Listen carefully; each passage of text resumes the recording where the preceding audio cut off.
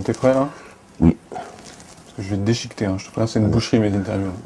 Je suis solide. T'es solide? Ouais. T'es sûr? Certain. Bon, attention Coco, on est trop lent, je chante et c'est à toi. Hein.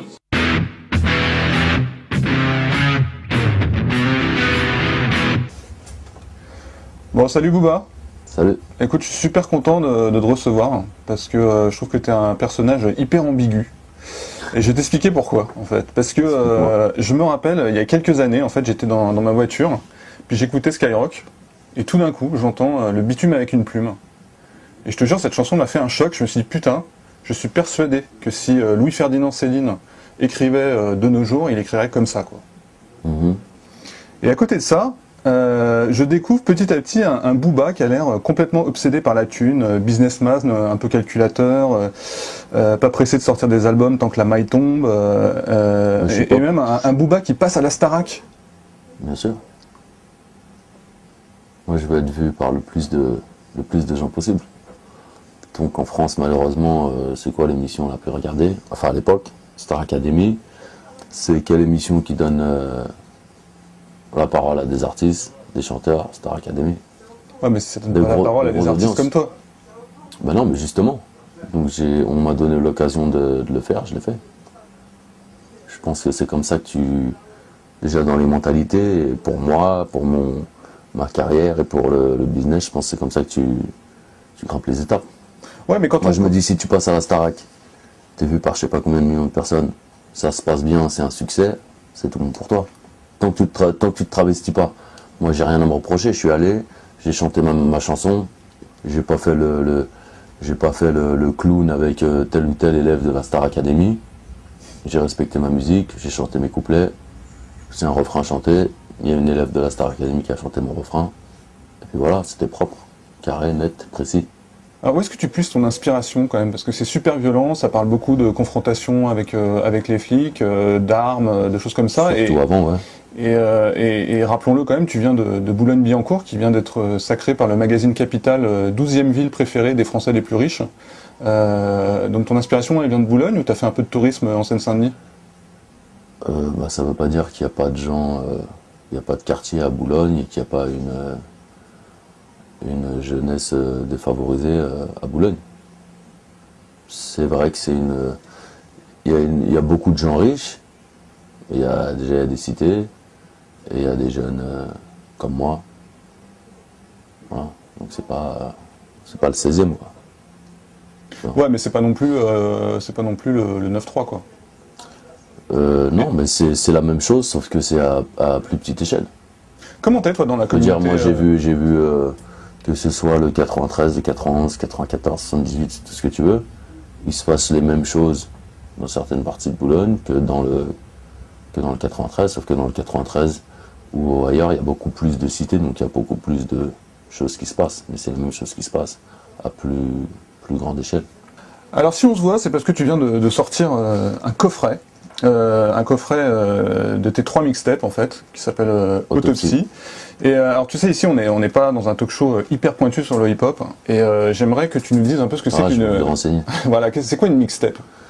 Une mixtape, par rapport à un album. Un album, c'est... Je te laisse la montrer. Voilà, Autopsie Collector. Une mixtape, c'est... En fait, sur une mixtape, tu fais ce que tu veux. Un album, c'est clean, c'est que des morceaux inédits, bien mixés, bien masterisés, bien emballés.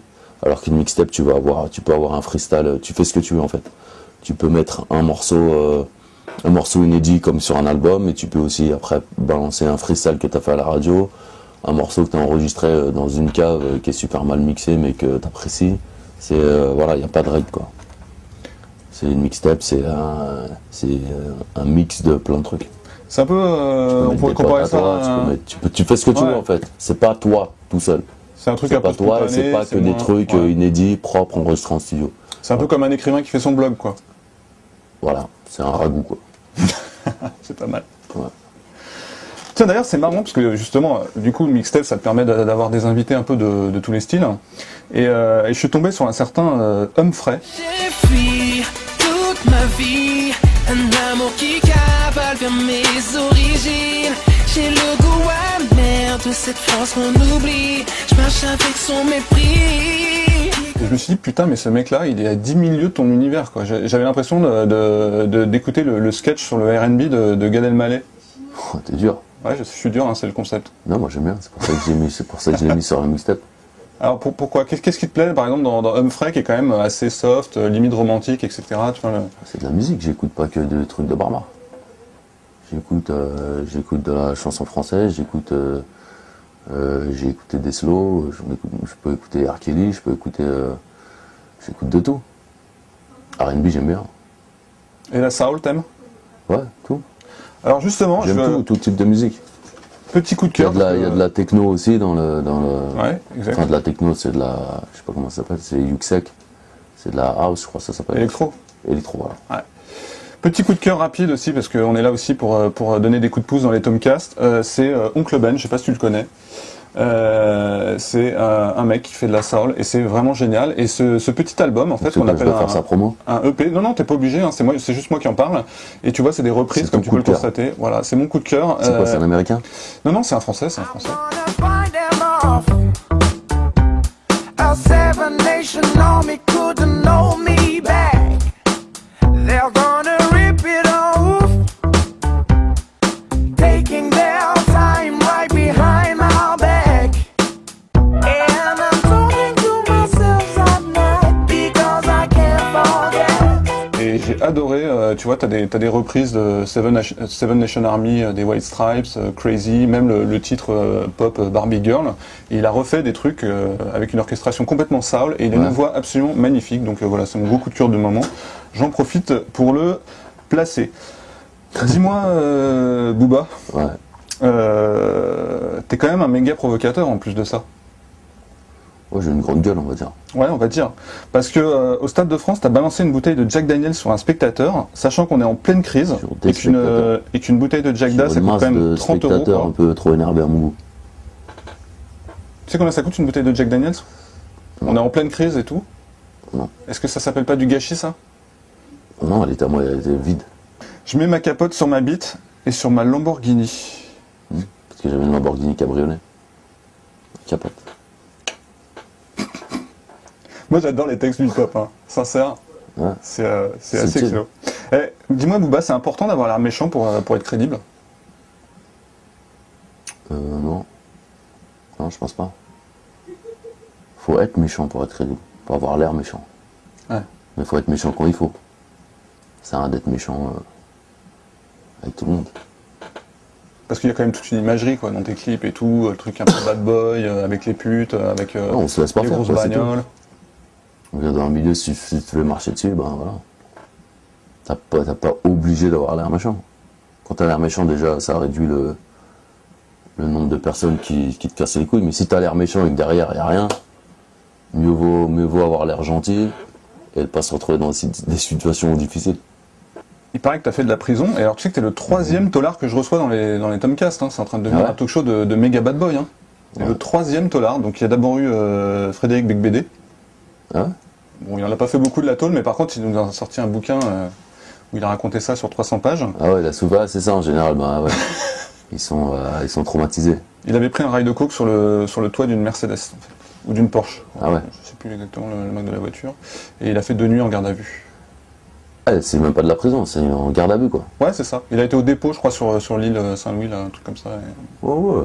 C'est pas de la prison ça. Ça lui a inspiré un bouquin, et puis mon ami Christian Odigier. Il a pas supporté quoi. Ouais. Mon ami Christian Odigier, que tu connais sûrement aussi, hein, parce qu'il est assez célèbre du côté de Miami où tu habites. Ouais. Lui aussi, il a fait de la prison pour des problèmes de drogue. Est-ce que, comme eux, la prison, ça t'a inspiré des choses, une carrière? Parce que Christian Odigier, tu vois, il a vachement réfléchi en prison, ça lui a donné des idées. Bah, t'as que ça à faire, hein. Je pense que j'ai mieux supporté que Bike BD. Parce que nous, en général, quand on va en prison, c'est pas une surprise, quoi.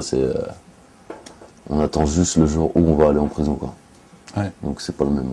On n'est pas dans le même état d'esprit. Mais ça m'a inspiré. Pas grand chose en fait. Ça m'a juste, vu que j'avais rien à faire, j'en ai profité pour continuer à écrire mon premier album. Et c'est ça que j'ai fait quoi en prison, la première fois. Est-ce que tu as déjà frappé une fille? Non. Je peux pas ça moi. Qu'est-ce que tu penses de Joe Star? Moi, qu'est-ce que je pense des gens qui frappent les femmes en général? Je pense que c'est des lâches et qui faire comme aux États-Unis, si tu lèves la main sur une fille, tu vas en prison directement. Et au-delà des histoires de violence, qu'il a aussi frappé un Wistiti dans une cage, hein, on a vu ça sur M6. Ouais. Au-delà des histoires de violence. J'aime les femmes, mais j'aime aussi les animaux. D'accord. Je trouve que c'est aussi inadmissible. Au-delà de la violence de notre pas ami Joe Star, est-ce qu'il représente quelque chose pour toi? Parce que j'ai l'impression que t'es pas vraiment dans la même famille, dans la même mouvance, etc. Est-ce que pour toi c'est un peu un précurseur, au début. Mais moi, ce que je leur reproche à lui, comme à Yam, tous les anciens, c'est de pas avoir. C'est soit tu lâches pas l'affaire pendant 20 ans, mais tu sers à quelque chose, quoi. Tu continues à fournir de la bonne musique, des trucs frais, machin. Sinon, arrête, quoi. Parce que vu qu'on est en France et ils ont un problème avec, ils savent pas passer le relais. En France, je sais pas, c'est comme les présentateurs télé, tu les vois ils commencent à 20 ans, ça change pas jusqu'à leur mort, ils vont rester au même poste, tu vois, ça se renouvelle pas en France. Ouais. Donc comme c'était les pionniers, pour eux, à vie, c'est voilà, IAM, NTM, c'est eux les boss. Mais alors que non, tu vois, ils fournissent plus de musique efficace, c'est pas ça que les jeunes écoutent aujourd'hui.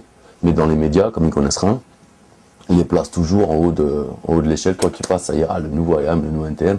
Et moi, je supporte pas, quoi. Nous, on a du mal à se faire entendre, à passer dans les médias, mais c'est nous qui faisons, c'est nous le mouvement rap aujourd'hui, tu vois. Tiens, rapidement. Moi et d'autres personnes. Spontanément, là, vas-y, cite-moi 3 jeunes pousses à surveiller, là, qui vont exploser dans les prochains mois, là. Dossé, Seth Gecko, Desporuti. Qu'est-ce que tu penses des rappeurs? Sur ma mixtape. Dis-moi, Booba, qu'est-ce que tu penses des rappeurs blancs? Est-ce qu'on peut être rappeur et blanc? Et je pense notamment à Orelsan. Ouais, bien sûr, on peut être rappeur et chinois, être blanc, être noir. Sauf que ouais, c'est juste le discours qui change, je pense. Parce que quand t'es noir ou arabe, tu subis, forcément, en France ou partout, tu grandis dans le racisme et tout le monde subit des discriminations raciales. Donc forcément, t'as un discours, tu grandis dans un état d'esprit t'es révolté, tu te sens pas intégré, donc t'es tout énervé. Tu vois, t'as une rage naturelle mais c'est pas ta faute, hein, tu te sens, tu vois. Et quand t'es blond, tu la ressens moins, donc le discours est pas le même, quoi. T'écoutes Orelsan, il parle de trucs différents, quoi. Alors finalement, je trouve que t'as pas mal de points communs avec Nicolas Sarkozy, et je voulais savoir qu'est-ce que tu penses de lui. Est-ce que c'est un modèle d'ailleurs pour les jeunes des banlieues, toi qui est plus en contact que moi avec les jeunes des banlieues? Est-ce qu'ils l'admirent, tu vois, un peu le côté Scarface, etc. Tu vois, le mec un peu bling bling, parce que tu vois, Sarko, il a quand même pas mal épousé les codes du bling bling. Je crois qu'il a presque la même montre que toi, dans un style différent. Pour toi, c'est plutôt un modèle ou c'est plutôt l'homme à abattre pour les jeunes? Ni l'un ni l'autre. Je crois que peu importe. Je pense que c'est toujours le président, c'est toujours l'homme à abattre en France. Vu la situation et vu ce qu'ils font, je pense que chaque président est l'homme à abattre. Que ce soit Sarkozy ou un autre. Moi, je vois jamais, à chaque fois que ça change de président, je vois jamais de différence en fait. Il n'y a rien qui change. Ouais, j'ai vu que tu votais pas, toi. Non. Les impôts, c'est toujours pareil. Le problème du travail, c'est toujours pareil. Les renvois d'immigrés par charter, c'est toujours pareil. La police, c'est toujours pareil. Je vois pas de différence. Si Sarkozy, il était plus casse-couille, il était beaucoup plus casse-couille. Déjà, il nous a bien cassé les couilles avec le permis, les barrages de keufs un peu partout. À un moment, là, c'était infernal. À un moment, tu pouvais pas faire 2 mètres sans te faire contrôler. Les flashs, les machins, c'est la misère. Il y a une période, après, il s'est calmé un petit peu. Il y a une période où les barrages, moi, je voyais même des Français les pauvres, ils s'étaient jamais fait contrôler de leur vie, ils comprenaient pas. Je les voyais des femmes, des trucs, ils comprenaient pas. Nous, on se fait contrôler, on a l'habitude. Vas-y, ok, c'est bon. Moi, sur le capot, machin, tu vois, on grandit comme ça. Mais eux, tu voyais vraiment sur leur visage, ils étaient terrorisés, quoi. Ils disaient, on n'est plus chez nous, quoi. Tu vois. Donc, sur ça, elle abusait un peu. Mais je trouve ça marrant, quand même. Et puis, il a manipulé, grâce à TF1 et la télé, tout ça, je pense qu'il a fait un beau travail sur l'insécurité. Il a terrorisé tout le monde en faisant croire que que voilà, que c'était un pays hyper dangereux, que les banlieues c'est la folie et tout ça, pour qu'on vote pour lui. T'as vu? Je pense qu'il fait que de la propagande. Parce que c'est pas, la situation n'est pas si grave que ça. Les jeunes, ils ont juste besoin de... Les jeunes, ils s'ennuient, ils ont juste besoin de travailler, voilà, qu'on facilite la création d'entreprises, qu'on facilite les jeunes qui ont des idées, qui ont des projets, tu vois, qu'on facilite que ce soit plus facile de trouver un logement. Tu trouves un logement, c'est impossible. T'es un jeune, tu viens de banlieue, même que tu sois noir, blanc ou arabe, je crois. C'est impossible. On te demande les relevés de compte de ton arrière-grand-père. Ils savent pas faire de business en France. Même si tu as l'argent, ils vont te casser le cerveau. Moi, je suis aux États-Unis. Tu es aux États-Unis, tu poses l'argent sur la table, tu as un loyer. Tu peux être cubain, mexicain, vénézuélien, noir, arabe, ce que tu veux, juif, français. Tu payes. C'est la logique ou pas? On est dans une société où tout a un prix. Si tu as l'argent, normalement, tu as l'argent, tu achètes. Ici, non.